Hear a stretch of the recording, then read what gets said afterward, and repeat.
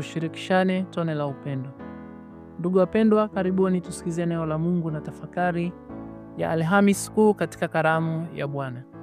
Leo ni siku ya Alhamisi Kuu ambapo kanisa linaanza rasmi siku 3 kuu za Pasaka, yaani Alhamisi Kuu, Ijumaa Kuu na Vigilia ya Pasaka. Sherehe ya Pasaka huanza kwa adhimisho la karamu ya mwisho ambapo Yesu pamoja na wanafunzi wake alifanya karamu. Ilikuwa ni adhimisho la Pasaka ya Wayahudi na ndani yake mambo makubwa matatu yalitokea. Kwanza, Yesu aliweka rasmi sakramenti ya Ekaristi Takatifu.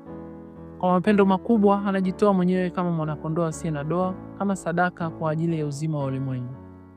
Yesu anatoa mwili wake kama chakula, anatoa damu yake kama kinywaji kwa ajili ya ukombozi wetu, sio kutoka tena utumwani Misri, bali kutoka katika utumwa wa dhambi. Alichokiadhimisha siku ya Alhamisi Kuu kwa kutoa mwili wake na damu yake kama chakula, yaani Ekaristi Takatifu, kinatimia pale msalabani siku ya Ijumaa Kuu, ambapo anatoa mwili wake na anamwaga damu yake kwa ajili ya uzima wa ulimwengu. Pili, anaweka sakramenti ya daraja takatifu. Anawapa mitume uwezo wa kuadhimisha karamu ile, ambapo yeye mwenyewe alijitoa sadaka kila mara wakutanapo, wakitangaza fumbo la Pasaka, yaani mateso, kifo na ufufuko wa Yesu mpaka atakapokuja tena. Ndio uwezo waliopewa mapadri wa kuadhimisha ibada ya misa takatifu kwa ukumbusho wa karamu ya mwisho, karamu ya shukrani kwa zawadi ya ukombozi, karamu ya umoja na kifungo cha mapendo. Tatu, Yesu anaweka amri kuu ya mapendo. Katika siku hii, Yesu ingawa yeye ni Bwana na mwalimu, alijifanya kuwa mtumishi wa wote. Akawaosha mitume wake miguu. Kwa tendo hilo, aliwapa mitume na ametupa sisi sote kielelezo cha mapendo yasiyo na mipaka katika kuwatumikia wenzetu. Kujishusha, kutoa hali ya mtumwa na mtumishi kwa ajili ya huduma ya upendo usio na mipaka kwa wengine.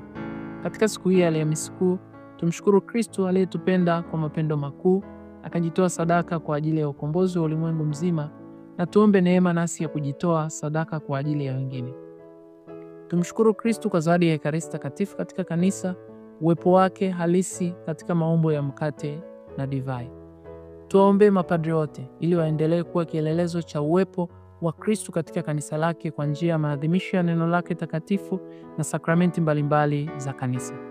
Masomo yetu katika siku hii ya Alhamisi Kuu, somo la kwanza linatoka katika kitabu cha Kutoka sura ya 12 aya ya kwanza hadi ya 8 na aya ya 11 hadi 14.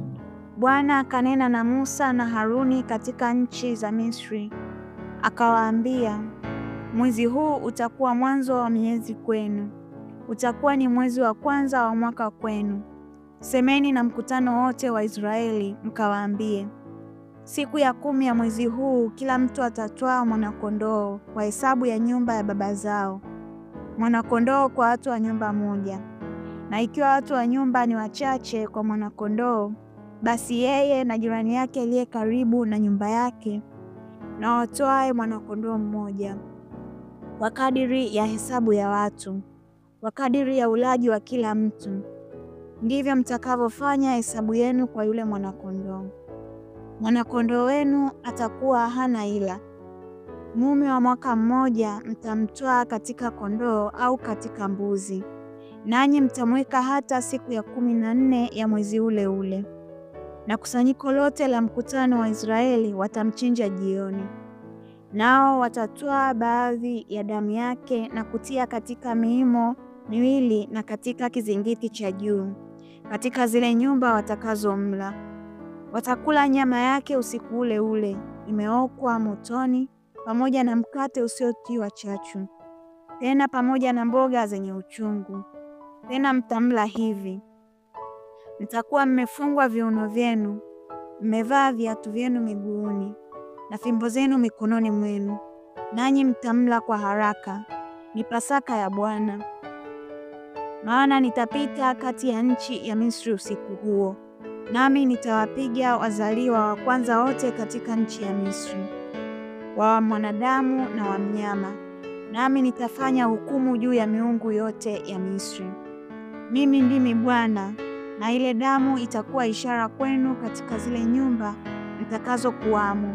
Nami nitakapoiona ile damu, nitapita juu yenu, niwapate pigo lolote likawaharibu, nitakapoipiga nchi ya Misri. Na siku hii itakuwa ukumbusho kwenu, nanyi mtaifanya iwe sikukuu kwa Bwana. Mtaifanya iwe sikukuu katika vizazi vyenu vyote kwa amri ya milele. Neno la Bwana. Tumshukuru Mungu.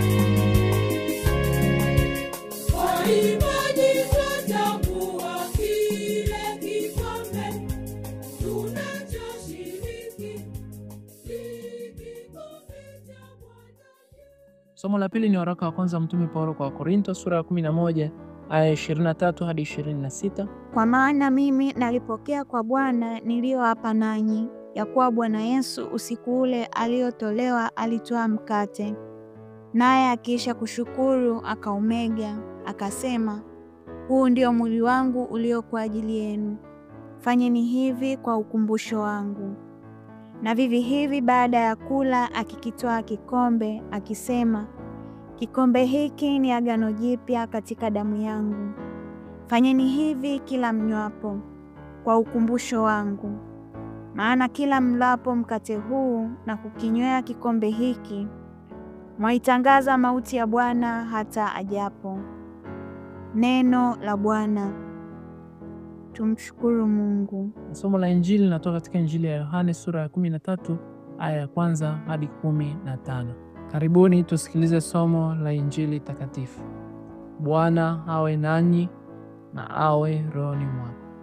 Somo la Injili takatifu ilivyoandikwa na Yohane. Utukufu kwako, Ee Bwana.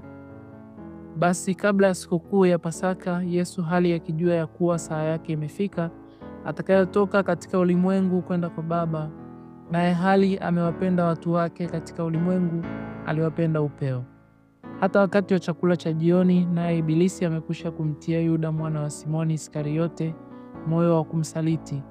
Yesu hali akijua ya kuwa Baba amempa vyote mikononi mwake, na ya kuwa alitoka kwa Mungu naye anakwenda kwa Mungu, aliondoka chakulani, akaweka kando mavazi yake, akatoa kitambaa akajifunga kiunoni.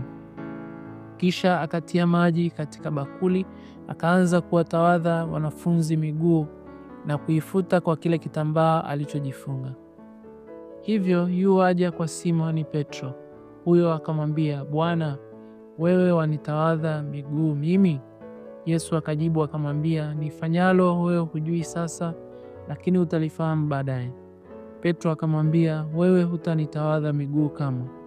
Yesu akamwambia, kama nisipokutawadha huna ushirika nami. Simoni Petro akamwambia, Bwana, si miguu yangu tu, hata na mikono yangu na kichwa changu pia. Yesu akamwambia, yeye aliyekwisha kuoga hana haja ya kutawadha miguu, bali yu safi mwili wote. Nanyi mmekuwa safi, lakini si nyote. Kwa maana alimjua yeye atakayemsaliti, ndiyo maana alisema, si nyote mlio safi. Basi alipokwisha kuwatawadha miguu na kuyatoa mavazi yake na kuketi tena, akawaambia, je, mmeelewa na hayo niliyowatendea? Ninyi mwaniita mwalimu na Bwana, nanyi mwanena vyema, maana ndivyo nilivyo. Basi ikiwa mimi niliye Bwana na mwalimu nimewatawadha miguu, imewapasa vivyo kutawadhana miguu ninyi kwa ninyi. Kwa kuwa nimewapa kielelezo, ili kama mimi nilivyowatendea, nanyi mtende vivyo. Neno la Bwana. Sifa kwako, e Kristo. Somo la kwanza kutoka kitabu cha Kutoka sura ya 12 aya ya kwanza hadi ya 8 na aya ya 11 hadi 14 latueleza juu ya Pasaka ya Wayahudi. Sikukuu ya Pasaka ya Wayahudi ilikuwa ni ukumbusho wa kukombolewa kwao kutoka utumwani Misri. Somo hili la kwanza ni maelekezo ya Mungu kwa Musa na Haruni namna Wayahudi walipaswa kujiandaa kwa adhimisho la Pasaka yao ya kwanza. Katika usiku ule ambapo Mwenyezi Mungu aliwakumbuka, akawatoa katika utumwa na kuanzisha safari yao mpya kuelekea katika nchi ya ahadi. Katika karamu hii walimchinja mwana-kondoo asiye na doa na wakapaka damu yake katika miimo ya mlango, na kwa damu hiyo hawakuangamizwa. Pasaka hii ya Wayahudi ni mfano wa Pasaka mpya ambapo Kristo anajitoa kama mwana-kondoo asiye na doa, na kwa sadaka hiyo anatutoa sisi sio tena katika utumwa wa Misri, bali kutoka katika utumwa wa dhambi, na anaanzisha safari mpya ya kuelekea katika nchi yetu ya ahadi, yaani mbinguni. Kwa damu hiyo ya thamani na majeraha yake, sisi sote tumepona kutoka katika hasira ya Mungu kwa sababu ya anguko la dhambi ya wazazi wetu wa kwanza, Adamu na Eva. Ndugu zangu, katika somo hili la kwanza tuna mambo 6 ya kujifunza. Jambo la kwanza, Mungu anaguswa na shida na mahangaiko ya watu wake, anaanzisha mpango wa ukombozi. Taifa la Israeli walikuwa utumwani Misri kwa muda mrefu, takriban miaka 430. Katika kipindi chote hicho waliteseka sana, walikuwa mbali na nchi ya ahadi, mbali na ardhi nzuri ambayo Mwenyezi Mungu aliwapa baba zao. Walimlilia Mungu na Mungu akasikia kilio chao. Mwenyezi Mungu anawakumbuka na anaahidi kuwakomboa aliposema na Musa katika mlima Sinai, nimeyaona mateso ya watu wangu huko Misri, nami nimesikia kilio chao, maana nimeyajua maumivu yao, nami nimeshuka ili niwaokoe. Mungu anaguswa na mateso na maumivu ya taifa lake teule, anaguswa na kilio chao. Mwenyezi Mungu afumbii macho shida na mahangaiko yetu, anatukumbuka, anaguswa na shida na mahangaiko yetu. Ndugu wapendwa, kila siku tunakutana na Mungu, anashuka kati yetu na kukaa nasi. Tunakutana naye katika neno lake na katika sakramenti zake. Anashuka na kukaa nasi daima. Anatuambia kwa sauti yake ya upole, nimeona mateso na mahangaiko yako mwanangu mpendwa. Nimesikia kilio chako, nimeyajua maumivu yako, nami nimeshuka ili nikuokoe. Ni maneno ya faraja, ni maneno yanayoamsha matumaini na kutupa nguvu mpya ya kusimama tena tukiwa na imani na matumaini thabiti kwamba Mungu atafanya kitu katika hali zetu mbalimbali ambazo kila mmoja wetu anapitia kwa wakati wake. Ninakuombea ndugu mpendwa, katika kipindi hiki tunapoelekea kuadhimisha mafumbo matakatifu ya ukombozi wetu, yaani mateso, kifo na ufufuko wa Bwana wetu Yesu Kristo, Mungu mwenye huruma na neema akafanye kitu kwa ajili ya maombi yako mbalimbali, kwa ajili yako, kwa ajili ya familia yako, kwa ajili ya wito wako, kwa ajili ya kazi yako, kwa ajili ya watoto wako, katika ndoa yako, katika masomo yako, kwa ajili ya utume wako wa kila siku, katika biashara na kadhalika. Tumwombe pia Mungu atusaidie tufungue macho na tuguswe na shida na mahangaiko ya wengine. Tushuke kuleta furaha kwa watu wanaoteseka, tushuke kuleta amani kulipo na ugomvi, tushuke kuleta upatanisho wa kweli kati yetu sisi kwa sisi, tushuke na kuwasamehe wale wote waliotukosea, tushuke na kushirikisha wengine tone la upendo. Fundisho la pili, Kristo ni mwana-kondoo wa kweli asiye na doa. Katika Pasaka ya Wayahudi walimchinja mwana-kondoo asiye na doa na wakamuoka na kumla. Mwana-kondoo huyu ni mfano wa Kristo, Pasaka wetu, mwana-kondoo wa Mungu asiye na doa, ambaye kwa sadaka ya kifo chake msalabani amekuwa mwana-kondoo wa Pasaka mpya, ambayo kwao sisi tumeokolewa kutoka katika kifo na utumwa wa dhambi na mauti. Katika Pasaka mpya sasa si mwana-kondoo tena aliyetolewa sadaka, bali ni Yesu mwenyewe anayejitoa sadaka msalabani kwa ajili ya ukombozi wa taifa lake jipya. Ndugu wapendwa, tunaposherehekea Pasaka tunasherehekea utayari, utii na unyenyekevu wa Kristo katika kutimiza mapenzi ya Baba. Alikubali kujitoa sadaka, mwanakondoo wa Mungu asiye na doa, kwa ajili ya uhai na uzima wa ulimwengu. Kwa sadaka yake msalabani amemnunulia Mungu watu wa kila kabila, lugha, jamaa na taifa. Siku ya Alhamisi Kuu alijitoa mwili wake na damu yake kama chakula cha uzima wa roho zetu. Kumbe tunaposhiriki karamu ya Bwana, sasa tunashiriki mwili wake kweli na damu yake kweli. Ndiyo Ekaristi Takatifu, sadaka ya shukrani kwa zawadi ya ukombozi wetu. Fundisho la tatu, damu kama ishara ya agano na ulinzi. Mwenyezi Mungu aliwaamuru Musa na Aroni na mkutano wote wa Israeli kwamba watwae baadhi ya damu ya mwanakondoo aliyechinjwa kwa ajili ya Pasaka na kuitia katika miimo miwili katika kizingiti cha juu katika zile nyumba walizokuwamo, ili wasiangamizwe wakati Mwenyezi Mungu alipopita kuwaangamiza Wamisri usiku. Damu ilikuwa ni ishara ya agano kati ya pande mbili. Hapa ni kati ya Mungu na watu wake. Ndugu wapendwa, damu hii ya mwanakondoo ambayo ilipakwa katika miimo ya mlango ili kuwalinda na kuwaponya Waisraeli wasiangamizwe wakati malaika akipita kuwaua wazaliwa wa kwanza wa Misri, katika Agano Jipya ni damu ya thamani ya Kristo, mwanakondoo asiye na doa. Ndiyo iliyotukomboa sisi kutoka katika hasira ya Mungu na kutupatanisha tena naye. Ni damu inayotulinda dhidi ya nguvu za mwovu Shetani. Damu ya Kristo inatutakasa, inatufariji, inatuosha kabisa dhambi na udhaifu wetu, inatulinda, inatubariki, inatupa matumaini, inatuinua, inatupatanisha na Mungu na kutupatanisha sisi kwa sisi na nafsi zetu. Damu ni ishara ya uhai. Kumbe sisi sote tunapata uhai na uzima rohoni mwetu kwa njia ya damu ya Kristo. Inatukumbusha juu ya agano jipya na la milele kati ya Mungu na sisi, taifa lake jipya, watu wa kila kabila, lugha, jamaa na taifa. Fundisho la 4, kwa kumla mwanakondoo Wayahudi walishiriki katika tendo kubwa la ukombozi wao. Katika Pasaka ya Wayahudi hawakusimama tu, bali walimla nyama yule mwanakondoo usiku ule ule pamoja na mboga zenye uchungu, ikiwa ni ishara ya mateso makali waliopitia kule Misri, mkate usiotiwa chachu, ishara ya uharaka wao kutoka katika utumwa wa Misri, kwa kuwa hawakuwa na muda wa kupoteza. Lakini pia katika karamu hii kulikuwa na divai ya kutosha, ishara ya furaha kubwa waipatayo baada ya kupata ukombozi kamili kutoka katika utumwa wa Wamisri. Ndugu wapendwa, nasi katika adhimisho la Ekaristi Takatifu sisi sote tunaalikwa kushiriki katika tendo kubwa ambalo kwalo Mungu alileta ukombozi wa milele kwa taifa lake, yaani karamu ya mwili na damu ya Bwana wetu Yesu Kristo, Pasaka wetu. Hatuishii tu kukumbuka, bali tunashiriki sasa na kwa wakati huu katika tukio la ukombozi wetu. Kila mara tunaposhiriki katika Ekaristi Takatifu, Yesu anatualika kwamba aulaye mwili wake na kuinywa damu yake, huyo anao uzima wa milele. Hivyo katika Ekaristi Takatifu tunashiriki katika ukombozi wetu na tunapata zawadi ya uzima wa milele. Fundisho la 5, Pasaka ya Wayahudi iliyojumuisha watu wote, na ndivyo Ekaristi Takatifu inavyotujumuisha sisi sote. Maelekezo juu ya namna ya taifa la Israeli walipaswa kuadhimisha Pasaka yao ya kwanza yanatolewa kwa watu wote, ikijumuisha watu wa nyumba nzima pamoja na majirani waliokuwa karibu. Pasaka hii ilijumuisha taifa lote la Mungu. Hakuna aliyeachwa na mpango huu wa Mungu wa ukombozi. Hii yatuonyesha, ndugu wapendwa, namna kanisa lilivyo wazi kwa watu wote. Mpango wa ukombozi ni wazi kwa kila mmoja wetu. Yesu katika karamu ya mwisho anawakusanya mitume wake wote 12, wakiwemo pia waliomkimbia, waliomsaliti na kumkana. Hakuna hata mmoja aliyoachwa katika mpango wa Mungu wa ukombozi. Sote tunaalikwa na kushiriki. Kumbe sisi sote tuna nafasi katika kuupata ukombozi. Yesu kwa mapendo makubwa aliweka pia sakramenti ya daraja takatifu siku hii ya Alhamisi Kuu, ambapo kwa njia ya sakramenti hii kanisa kila mara linajipatia watoto wapya kwa njia ya sakramenti ya ubatizo na sakramenti nyingine mbalimbali za kanisa. Tunapata nafasi ya kuadhimisha na kushiriki kila siku ya Ekaristi Takatifu, tukikumbuka fumbo kubwa la ukombozi wetu. Fundisho la 6, Pasaka ni mlo ulioashiria safari mpya, nasi tuanze safari mpya. Wayahudi walikula karamu ya Pasaka wakiwa katika maandalizi ya safari. Ni safari mpya kutoka utumwani kwenda katika nchi ya ahadi. Walipaswa kula nyama usiku ule ule wakiwa wamefunga viuno, wamevaa viatu miguuni na fimbo zao mkononi, nao walipaswa kumla kwa haraka, maana ilikuwa ni Pasaka ya Bwana. Ukombozi tu haukuwa ni mwisho, bali mwanzo wa safari mpya kuelekea katika nchi ya ahadi.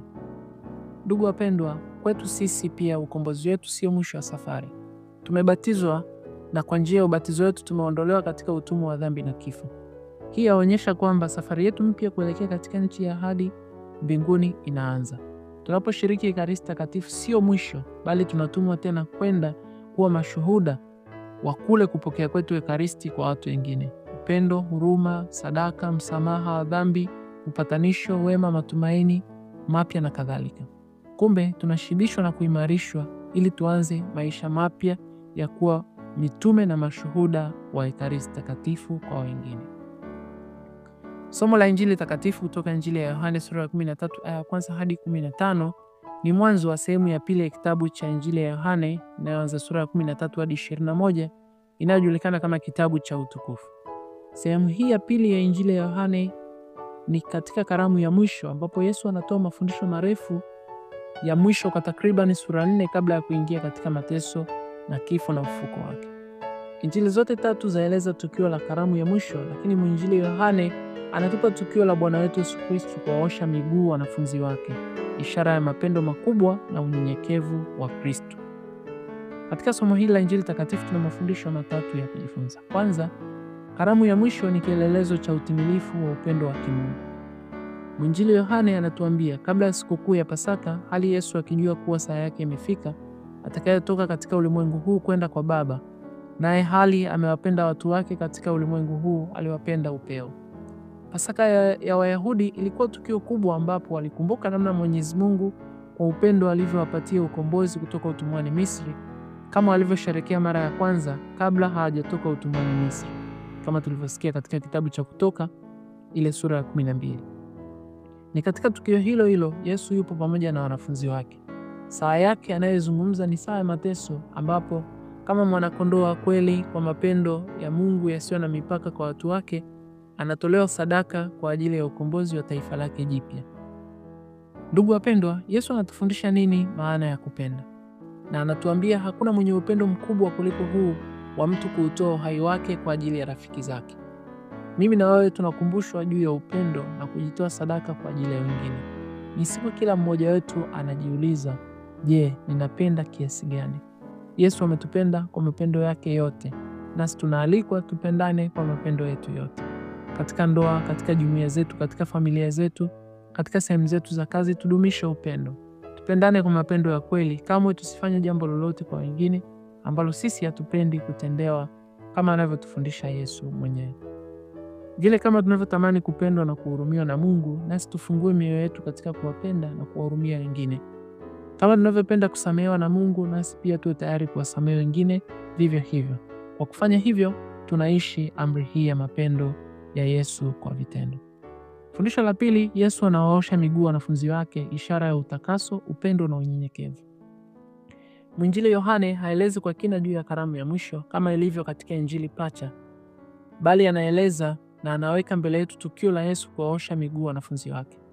Yesu hali akijua ya kuwa Baba amempa vyote mikononi mwake na ya kuwa alitoka kwa Mungu naye anakwenda kwa Mungu, aliondoka chakulani, akaweka kando mavazi yake, akatoa kitambaa akajifunga kiunoni, kisha akatia maji katika bakuli, akaanza kuwatawadha miguu wanafunzi wake. Ndugu wapendwa, tendo hili la Yesu ni tendo la unyenyekevu, kujishusha mpaka chini kabisa, kenosis au self-emptying. Kuwaosha wanafunzi wake miguu ni ishara ya utakaso tuupatao kwa njia ya maji yaliyomwagika kutoka katika ubavu wa Kristo alipochomwa kwa mkuki. Nasi tunatakaswa kwa njia ya ubatizo na kuwa wapya tena. Unyenyekevu, kutoa hali ya mtumwa, ni ishara ya Ekaristi Takatifu, Yesu ambaye kwa mapendo makubwa anatoa mwili wake na damu yake anapohudumia, na kisha atatoa vyote pia pale msalabani kwa ajili ya ukombozi wetu siku ya Ijumaa Kuu. Kwa kuosha miguu, Yesu anawapa pia amri ya mapendo, kwamba kama yalivyofanya mitume, nao walipaswa kufanya hivyo hivyo. Kazi ya kuosha miguu ilikuwa ni kazi ya mtumwa, yule wa mwisho kabisa katika nyumba ya Bwana wake. Yesu anachukua nafasi ya huyu mtumwa ambaye kwa mapendo anakubali kuwa wa mwisho kwa ajili ya kujitoa huduma kwa wengine. Ni mara ngapi tunakubali kushuka ili wengine wapande? Mara ngapi tunakubali kunyenyekea na kutoa huduma ya upendo kwa wengine? Pasaka hii tukumbusha juu ya wajibu wetu wa kujishusha na kujitoa katika huduma ya upendo na unyenyekevu kwa wengine. Fundisho la tatu, Ekaristi Takatifu na daraja takatifu haviwezi kutenganishwa kamwe. Bwana wetu Yesu Kristo katika siku hii ya Alhamisi Kuu, ijapokuwa katika Injili hii ya Yohane atuelezwi, aliweka sakramenti ya daraja takatifu ya upadre.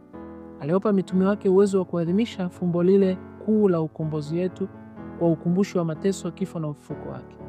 Ndio uwezo aliowapa mapadre wa kuadhimisha Ekaristi Takatifu. Hivyo Ekaristi inaunda kanisa na kanisa linaunda Ekaristi, na ndimo mnamochota nguvu ya kiroho. Hakuna jumuiya ya Kikristo inayoweza kujengwa pasi na Ekaristi Takatifu. Ndugu zangu, Ekaristi Takatifu na daraja takatifu ya upadre haviwezi kutenganishwa. Bila Ekaristi Takatifu hakuna padre, na bila upadre na padre hakuna Ekaristi Takatifu. Na kama hakuna Ekaristi Takatifu hakuna kanisa. Padre ni mwanadamu aliyetwaliwa kati ya watu, akatengwa na watu kwa mambo ya muhusuyo Mungu kwa ajili ya watu. Waraka kwa Waebrania sura ya 5 aya ya 1 hadi ya 4. Padre ni kuhani, ni Kristo mwingine, ni mwadhimishi wa mafumbo matakatifu, yupo na taifa la Mungu katika nyakati zote, mwanzo mpaka mwisho wa maisha ya Mkristo. Katika siku hii tuwaombee mapadre ambao wanashiriki katika kazi hii kubwa na takatifu ya Kristo, ya kumleta Kristo kwa watu kila mara wanapoadhimisha mafumbo matakatifu ya ukombozi.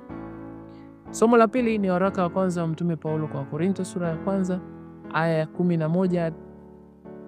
Waraka wa kwanza wa Mtume Paulo kwa Wakorinto sura ya 11 aya ya 23 hadi 26. Katika somo la pili Mtume Paulo anatueleza ni nini maana ya Ekaristi Takatifu. Mtume Paulo anatufundisha kwanza, na anawafundisha Wakorinto pia, kwamba Ekaristi Takatifu inatuunganisha na kutufanya kuwa ndugu. Ni communion, ni ushirika, ni muungano kati yetu sisi kwa sisi na kati yetu sisi na Kristo. Pili, tunapoadhimisha Ekaristi tunakumbuka fumbo la Pasaka, yaani mateso, kifo na ufufuko wa Bwana wetu, na hivyo ni sadaka ya shukrani kwa ajili ya ukombozi wetu, yaani Eukaristen. Tatu, Ekaristi Takatifu ni sadaka ya shukrani kwa Mungu kwa zawadi ya ukombozi wetu. Kristo anatoa mkate, anaumega, ishara ya kujisadaka, akitukumbusha nasi pia kukubali kuvunjwa, kujimega kama sadaka kwa ajili ya wengine. Divai ni tunda la mzabibu uliopondwa ili kuleta furaha. Kristo kwa kupigwa kwake amekuwa chanzo na kilele cha furaha yetu. Nasi tukubali kupondwa na kuvunjwa, kutumika kwa ajili ya kuwa chanzo cha furaha kwa wengine. Inakuwaje mkate kuwa mwili wa Yesu na divai kuwa damu ya Yesu kila mara tunapoadhimisha Ekaristi Takatifu kwa ukumbusho wake, kama Kristo alivyowaamuru mitume na kama alivyowapa mapadre uwezo wa kufanya hivyo? Ndugu wapendwa, mababa wa Mtaguso wa Trento wanasema hivi: kwa sababu Kristo mkombozi wetu ndiye aliyesema mwenyewe kwamba huu ndio mwili wangu, akautoa mwenyewe kwa namna ya mkate na damu kwa namna ya divai. Hivyo kwa kutakatifuza mkate na divai hutokea mabadiliko ya kiini chote cha mkate kuwa katika kiini cha mwili wa Kristo Bwana wetu, na kiini chote cha divai kuwa katika kiini cha damu yake. Uwepo huu halisi na wa kweli katika maumbo haya ya mkate na divai huanza katika mageuzo katika ibada ya misa takatifu na hudumu muda wote maumbo haya yanapokuwapo. Hivyo Kristo yupo mzima na mkamilifu katika kila mojawapo ya maumbo ya mkate na divai, na ni mzima na mkamilifu katika kila sehemu yao. Kwa jinsi hii, kuimega Ekaristi Takatifu hakumgawanyi Kristo hata kidogo. Uwepo wa Yesu unabaki kwenye kila kipande kidogo kilichovunjika, hata katika kila tone la damu yake. Uwepo wa Yesu umo kamili kabisa, kama katika Ekaristi Takatifu nzima. Katekisimu ya Kanisa Katoliki namba 1376 hadi 1377. Mwisho, tunaalikwa kupokea Ekaristi Takatifu katika hali ya neema. Ekaristi Takatifu ni Yesu kweli na ni mzima katika maumbo ya mkate na divai. Mungu aliye mtakatifu sana anakubali kubaki nasi katika Ekaristi Takatifu. Kila mara tupokeapo Ekaristi tunampokea Yesu mzima. Tunaalikwa kujitakasa kwa njia ya sakramenti ya kitubio ili kila mara tumpokee Yesu katika hali ya neema, na tustahili kupokea matunda yatokanayo na kule kupokea kwetu mwili na damu yake takatifu sana. Ninawatakia nyote maandalizi mema ya sherehe ya Pasaka. Niliyowaletea tafakari hii ni mimi Padre Bonaventure Maro, misionari wa shirika la damu takatifu ya Yesu. Tushirikishane tone la upendo.